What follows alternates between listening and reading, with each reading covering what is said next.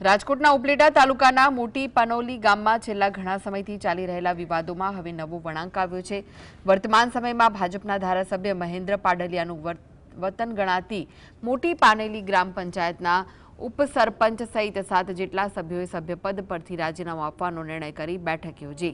રાજીનામું આપવાનું કારણ તરીકે તેમણે મોટી પાનેલી ગ્રામ પંચાયતની મહિલા સરપંચના પતિના વર્તનને જવાબદાર ગણાવ્યું। સરપંચના પતિ પોતાની મનમાની ચલાવે છે અને સ્વચ્છતાના પ્રશ્ને ગામ આખામાં આજે 6 મહિનાથી આ ગામમાં સ્વચ્છતા નથી થઈ। અમે કોન્ટ્રાક્ટ પણ આપી દીધો, પણ હજી કોન્ટ્રાક્ટ જે લોકોને દીધો છે એને કામ પર વળગાડેલા નથી અને જે કર્મચારીઓ છે અમારા એના 1,20,000 રૂપિયા પગાર દઈ છે, છતાં પણ કામ કરતા નથી। અમારે સરપંચના પતિ સાથે વાંધો છે, કારણ કે સરપંચના પતિ મનમાની કરે છે।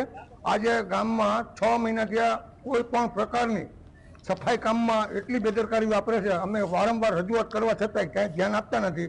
ગામમાંથી અનેક લોકો ફોન કરવા છતાં ફોન સરપંચના પતિ ઉપાડતા નથી, તો અમારે શું કરવાનું? અમારે ગામમાં વિકાસના કામ કરવા છે, વ્યવસ્થિત રીતે સારી રીતે બરોબર છે, અને અમુક માણસને વિકાસના કામ કરી ન જમતા હોય બરોબર છે। અમે આ પંચાયતમાં આવ્યા પછી 4 થી 5 કરોડના કામ કર્યા છે।